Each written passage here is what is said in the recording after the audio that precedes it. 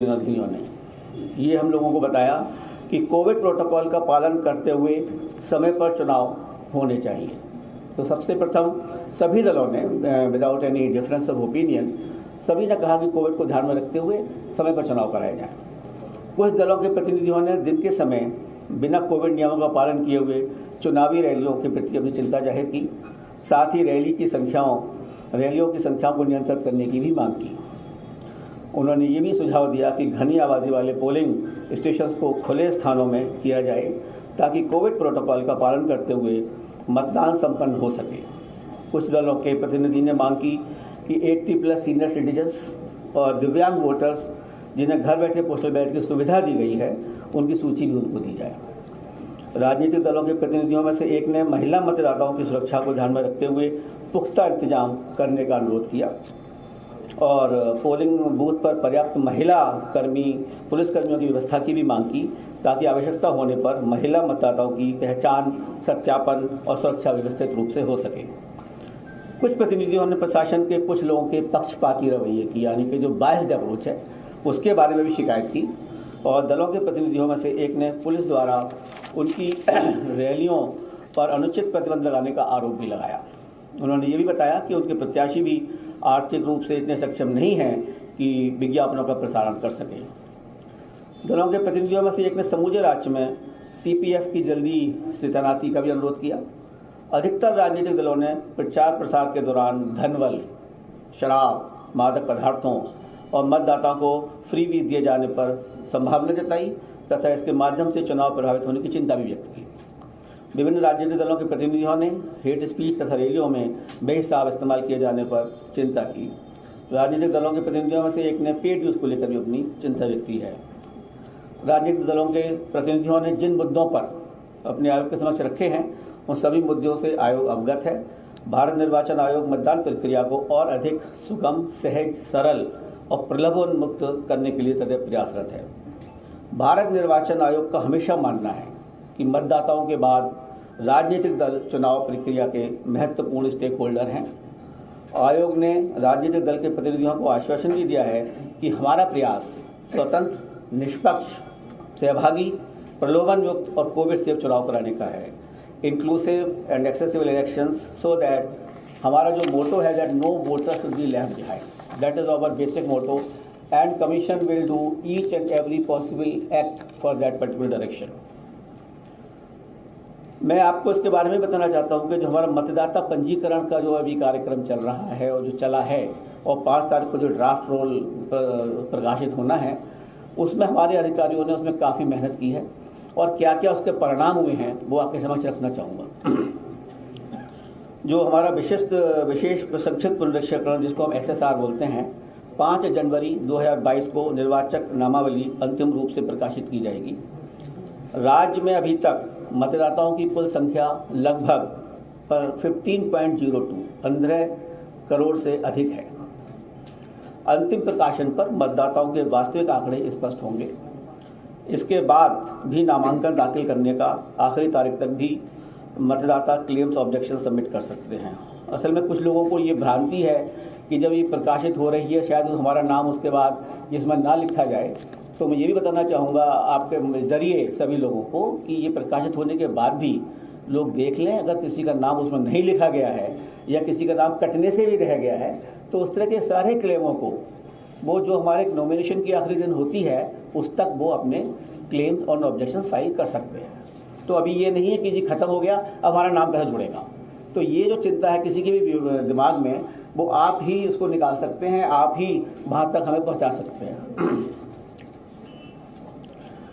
विशेष संक्षिप्त पुनरीक्षण 2022 के दौरान अब तक 52.8 लाख 52.8 लाख नए मतदाताओं को इलेक्टोरल रोल में सम्मिलित किया गया है, जो कि अपने आप में एक रिकॉर्ड है।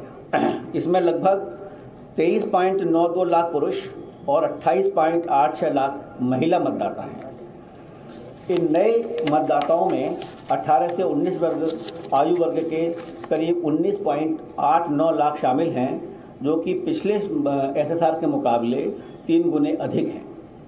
यानी कि पिछली बार जो ये 18 से 19 तक के मतदाता थे, इनका परसेंटेज पूरे इलेक्टोरल रोल में कुल 0.51% था, जो कि बढ़कर अब 1.32% हो गया है। हमारा ये उद्देश्य है कि जितने लोग भी 18 साल 1 जनवरी 2022 को हो रहे हैं, वो सभी इलेक्टोरल रोल में शामिल हों। और इसके लिए हमारे अधिकारियों ने बहुत ही डिफरेंट तरह से प्रयास किया। कॉलेजेस में जो इलेक्टोरल लिटरेसी क्लब बनाए, लोग वहाँ पहुँचे जाके और उनसे अनुरोध किया, उनके वो फॉर्म भरवाए गए 6, जिसकी वजह से ये 3 गुना अधिक जो एनरोलमेंट हुआ है। ये इसके लिए अफसरों ने बहुत अधिक कार्य किया है। और एक बहुत और अधिक उपलब्धि हुई है महिला सशक्तिकरण के बारे में, जो महिलाओं को अधिक से अधिक वोटर बनाया गया है। पिछली बार जो इलेक्शन हुआ था 2017 में, उसमें हमारा जो जेंडर रेशो था वो कुल 839 था, यानी कि 839 महिलाएं 1000 पुरुष। अब हमारे सामने बहुत बड़ी चुनौती थी कि भाई इसको महिलाओं को भी अधिक से अधिक लोगों को उसमें भर्ती किया जाए, इसमें इनकी एनरोलमेंट किया जाए। तो हमारे अधिकारियों ने आंगनवाड़ी वर्कर्स, आशा वर्कर्स, ब्लॉक लेवल ऑफिसर जो फीमेल हैं, उनको घर घर भेजा, उन लोगों से बात की और उन लोगों को समझाया कि आपका मताधिकार में होना बहुत आवश्यक है और आपको अपना मत का प्रयोग भी करना है और आप अपनी मतदाता सूची में शामिल हों। उसकी वजह से जो ये बढ़ा है 839 जो 2017 में था, उससे बढ़कर ये 868 पहुँच गया है, जो कि 29 पॉइंट प्रति 1000 के हिसाब से जो बड़ा है। ये एक अपने आप में एक काफ़ी बड़ा वर्क है। और आप देखते होंगे कि जो पूरे शामिल हुए हैं उसमें 23.92 लाख पुरुष और 28.86 लाख महिला मतदाता हैं। तो जो महिला मतदाताएं बढ़ी हैं वो रफली 5 लाख ज़्यादा हैं पुरुषों के मुकाबले। तो ये जो इस दिशा में काम किया गया है, इसका रिजल्ट भी बहुत अच्छा आएगा, जो कि वोटर टर्नआउट जो मैं आपसे बाद में डिस्कस करूंगा उस पर भी इसका प्रभाव पड़ेगा और पूरा महिलाओं का इसमें पूरा योगदान रहेगा। ये हमारा एक अथक प्रयास है। और इसके बाद सभी डीओ को इंस्ट्रक्शन भी दे दिए गए हैं कि मतदाता सूची से जुड़ी शिकायतों का अगर किसी को 5 तारीख के बाद जो भी हमारा प्रकाशित होगा उसमें किसी की शिकायत रह गई है, उसके बाद भी उसकी शिकायत को अटेंड करें और उसका तुरंत निस्तारण करें। सारे लोगों से हम लोगों ने, जितने भी डिस्ट्रिक्ट मजिस्ट्रेट और डीओस थे, सबसे पूछा है कि उन्होंने सभी पॉलिटिकल पार्टीज के साथ मीटिंग की है, उन्होंने अवगत कराया है, हमको विश्वास दिया है कि सारी पॉलिटिकल पार्टी से मीटिंग हुई है, उनके मिनट्स बने हैं और किसी भी पॉलिटिकल पार्टी का कोई भी ऐसी शिकायत नहीं है जिसका कि निस्तारण अभी तक नहीं किया गया है। उसके बावजूद भी आदेश दिए गए हैं उनको कि अगर किसी की भी शिकायत आती है उसका तुरंत निस्तारण करें और उनके साथ मीटिंग करें। मुख्य निर्वाचन अधिकारी ने हम लोगों को ये भी अवगत कराया, क्योंकि हमारा जो प्रयास है दिव्यांगजनों के लिए, सीनियर सिटीजन्स के लिए एक समाज कार्यकृत है और आयोग उसमें चाहेगा कि उनकी भागीदारी पूरी तरीके से हो। तो अभी तक जो पोजीशन है उसके हिसाब से इस राज्य में 10,64,266 दिव्यांग मतदाता हैं और 80 वर्ष से अधिक आयु के जो मतदाता हैं वो 24,03,296 मतदाता हैं और 2,97,442 सर्विस मतदाताओं को भी आइडेंटिफाई किया गया है। सभी मतदान पूरी तरीके से एक्सेसिबल होंगे, जहां पर हमारे दिव्यांगजनों को कोई परेशानी न हो, जहाँ हर तरह से सुविधा दी जाएगी जिससे कि वे सहजता से मतदान कर सकें। ये हमारा दायित्व है कि जो हमारे बुजुर्ग हैं और जो हमारे दिव्यांगजन हैं उनको हम मतदान के लिए प्रेरित करें और उनको अधिक से अधिक मतदान कराएं। हमारे इस प्रयास से अभी जो एक राज्य में इलेक्शन हुआ था, मैं आपको बताना चाहूँगा कि उसमें 90% जो दिव्यांगजन थे उन लोगों ने वोट दिया था। तो एक अपने आप में एक मिसाल है और हम चाहेंगे कि वो मिसाल हमारे इस राज्य में भी पूरी तरह से चले।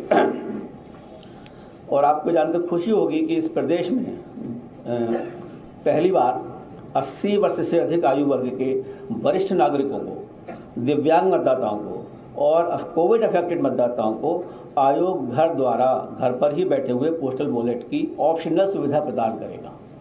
मतलब कि आपकी इच्छा है, हम तो आपको चाहते हैं कि आप आए हमारे पोलिंग स्टेशंस पे, जो कि पूर्णतः आपके लिए सुरक्षित हैं।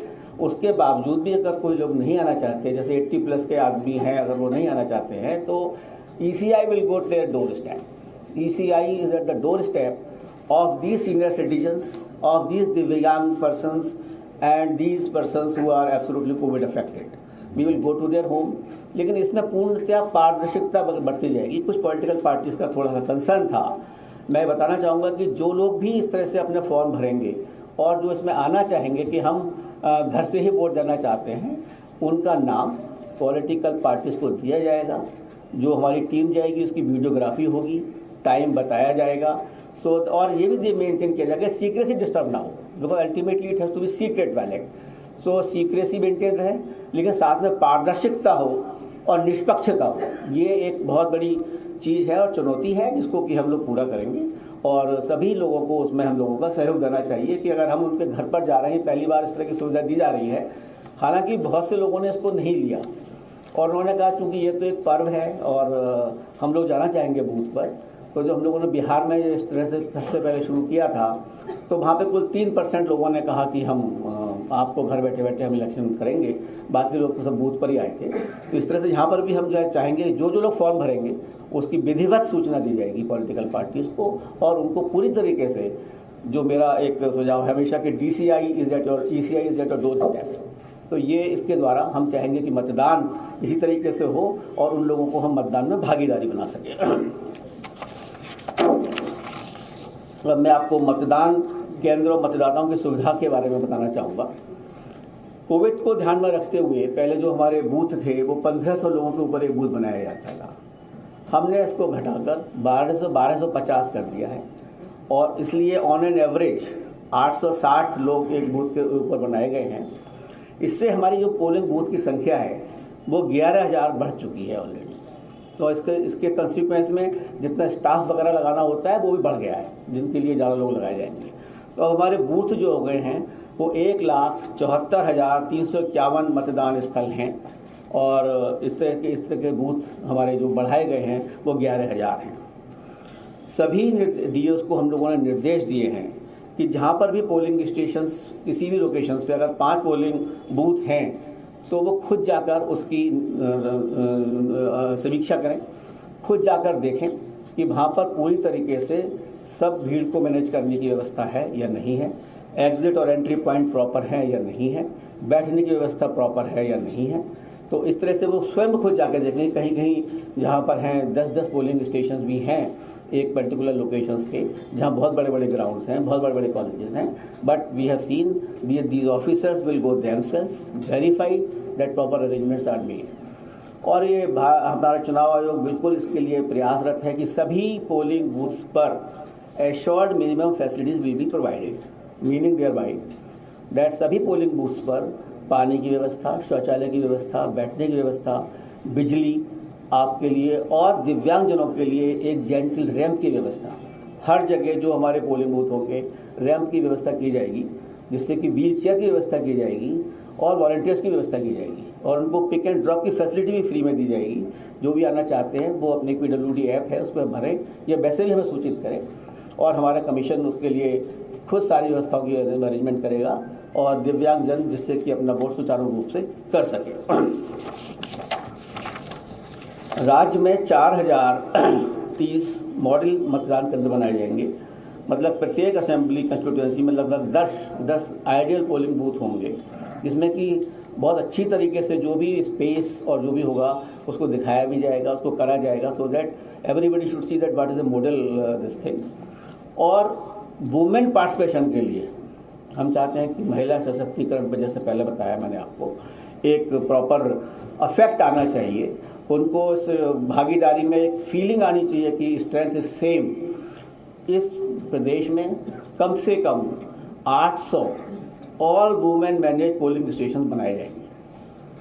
403 हमारी कंस्टिट्यूएंसीज हैं, लेकिन हम चाहते हैं कि कम से कम 800 ऐसे पोलिंग स्टेशन होंगे जिसमें पूरे कर्मचारी महिलाएं होंगी और सुरक्षा कर्मचारी भी महिलाएं होंगी। आपने शायद नीचे आने से पहले कुछ स्वीप की जो एक्टिविटीज़ नीचे हो रही थी वो शायद नीचे देखी होंगी आप लोगों ने, कि किस तरह से हम लोगों ने प्रयास किया है लोगों को बताने का कि महिला बूथ किस तरह से बनते हैं और दिव्यांगों को हम किस तरह से इसको मैनेज करेंगे।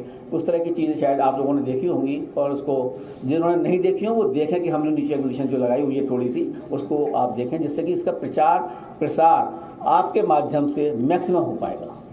हम सब तक नहीं पहुंच सकते, लेकिन आपके द्वारा हम 15 करोड़ मतदाताओं तक जरूर पहुंच सकते हैं, ये मेरा पूर्ण विश्वास है। कुछ लोगों ने ये शंका व्यक्त की थी जब हम लोगों ने पूछा कि भाई ये पोलिंग परसेंटेज वगैरह क्यों कम है, तो कुछ ने कहा कि शायद कुछ मतदाताओं ने कि हम पे एपिक कार्ड कोई खो गया है शायद इसलिए हम वोट डालने नहीं गए। मैं बताना चाहूँगा कि एपिक कार्ड के अलावा 11 ऐसे दस्तावेज और हैं जिनके प्रूफ के द्वारा उनकी पहचान की जाएगी, और अगर उनके पास मतदाता एपिक कार्ड नहीं भी है तो उनके जरिए वो जा सकते हैं वहाँ पे और उनको वोट डालने का अधिकार पूर्ण दे दिया जाएगा। जैसे पैन कार्ड है, पोस्ट ऑफिस द्वारा जारी पासबुक है, मनरेगा कार्ड है और आपका आधार कार्ड है।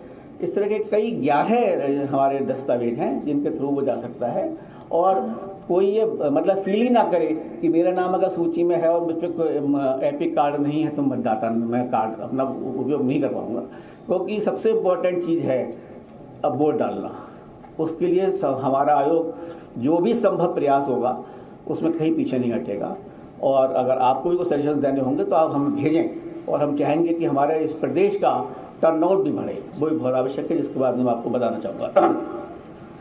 जैसे कि 2019 के चुनावों से भी हो रहा है, इस बार भी उत्तर प्रदेश में सभी बूथों पर ईवीएम एंड वीवीपैट सभी बूथों पर लगाई जाएगी, और ऑनरेबल सुप्रीम कोर्ट के आदेशानुसार हर असेंबली कंस्टिट्यूएंसी में कम से कम 5 पोलिंग स्टेशन की वीवीपैट स्लिप्स को ईवीएम काउंट से मैच किया जाएगा।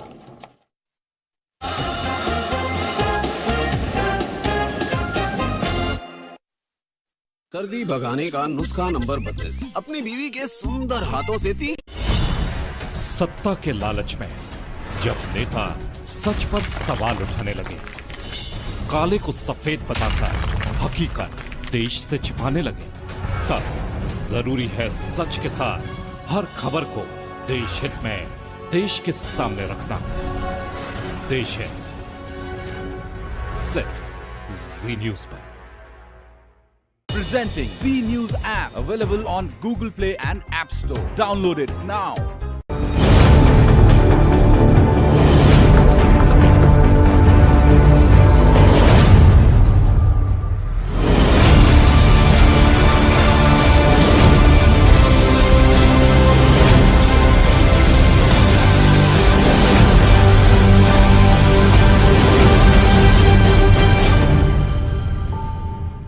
Presenting V News app, available on Google Play and App Store. Download it now. No signal, no worry. Present.